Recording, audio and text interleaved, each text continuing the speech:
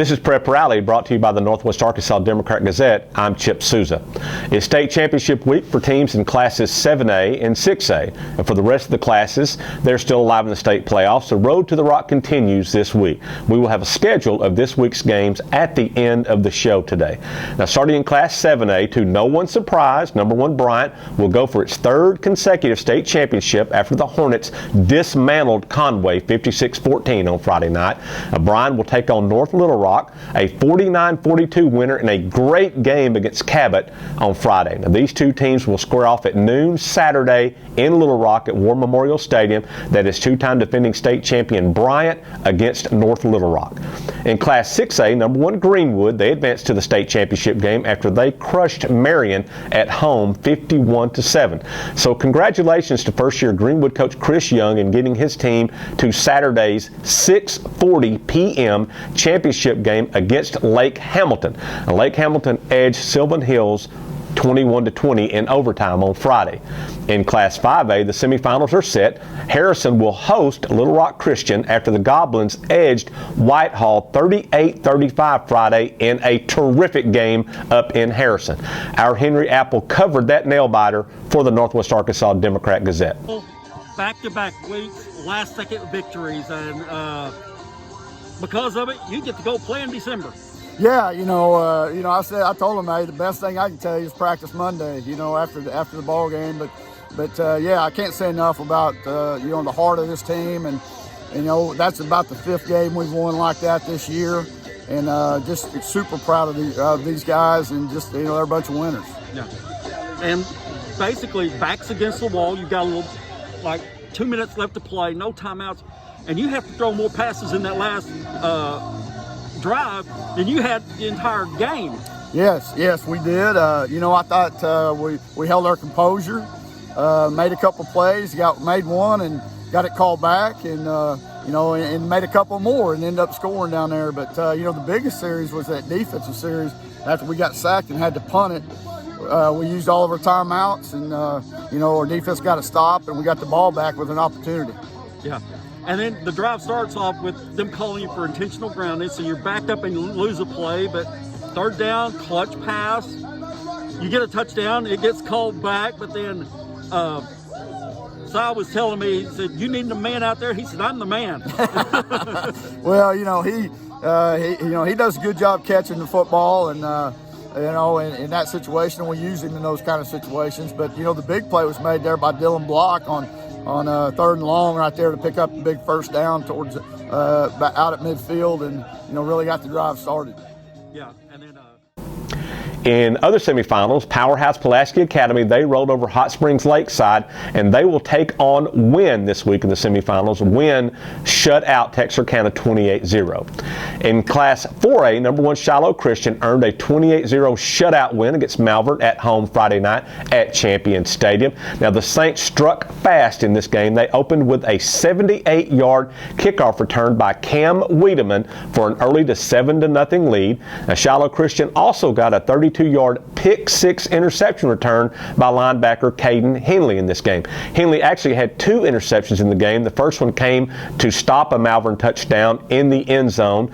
Big game for Caden Henley. Now, Shiloh Christian coach Jeff Conaway said he was proud of the way his team battled through to advance to this week's quarterfinal game, where they will host Dumas on Friday night. Also in Class 4A, Ozark advanced to this week's quarterfinals after they pounded Pocahontas 40-14 behind Harper Falconberry. The senior quarterback rushed for 274 yards and 4 touchdowns, and he also passed for a touchdown in this game. Our Kasius Williamson, he caught up with Falconberry in this week's River Valley Report.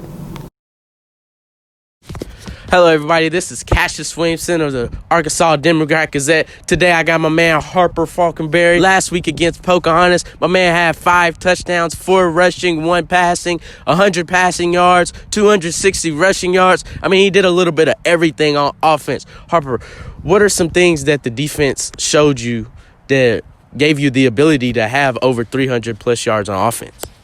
Well, I don't think it was so much of what the defense showed me as what our offense showed me. Going into it, we knew they were going to be pretty tough. They had some big guys that matched up really well against ours in the secondary. They had some big secondary guys. They had a couple good linebackers, and their D-line was big too, some of the biggest we've played all year. So we were a little nervous about it going in, but, man, we came out, and our offensive line was just dominant the whole game, really. And then, I can't talk enough about those guys, but the running backs and receivers, everybody, it was a team effort, and I think everybody just showed up to play, and we all showed that. The first round of the playoffs, you played against Ashdown. They're kind of similar to what you described Pocahontas as. Big up front, big athletic guys, always have D1 recruits. How did that game kind of prepare you for the Pocahontas game? When we come out and, we're dominant against them, it really was a big confidence boost for us, because it was like, well, these guys are the best, and if we can hang with the best, then, I like that quote, to beat the man, or to be the man, you got to beat the man. You got to beat the man. I think against Ashdown and Pocahontas, we showed up and beat the man, so. You should have added a woo on the end of that. My man, Ric Flair, shout out Ric Flair. Anyway, so you might have played your last home game last week. Talk about, no matter how, I know you expect to win next week, no matter outcome next week, talk about what this town and what this football season has meant to you. Oh, man, that's a great one. On Thanksgiving, we had practice Thanksgiving morning, and we all shared something that we were thankful for. And mine was, as a senior, looking back on it and looking forward, to the week. On Friday, that was my last home game, win or lose. I knew it was the last time I'd ever play at Hillbilly Stadium. And I've been playing this game since I was 8 years old on this field, played tackle football in 3rd grade. And really just the community and my teammates, my coaches, my family, everybody, there's not many times where a whole town, and a whole community comes together like this in this place, in this stadium. And, it's something really special. And I have a lot of memories here, like I said, from the time I was 8 years old. And, there's been some special stuff happen. I've been a part of some special stuff, and these memories are ones I'm going to take with me my whole life. In Class 3A, both Booneville and Paris are still alive after they had big wins last week. Booneville leaned on its defense to hold off Osceola 10-7. What a great defensive game this was. And down in the River Valley even farther, Paris knocked off Greenland 35-12 to stay alive in the playoffs. Now, photos like the ones seen in today's show can be seen and purchased on our website at NWAOnline.com, so be sure and check those out. And we'll also have more prep coverage every Wednesday with our Prep Rally podcast that features sports reporters from the Northwest Arkansas Democrat-Gazette as well as guests from across the state. The Prep Rally podcast can be heard on SoundCloud, Apple, Google Play, Spotify, and Stitcher. So be sure and check that out on Wednesday afternoons. That's it for this week's show. Thanks for watching, and we'll catch you next time on Prep Rally.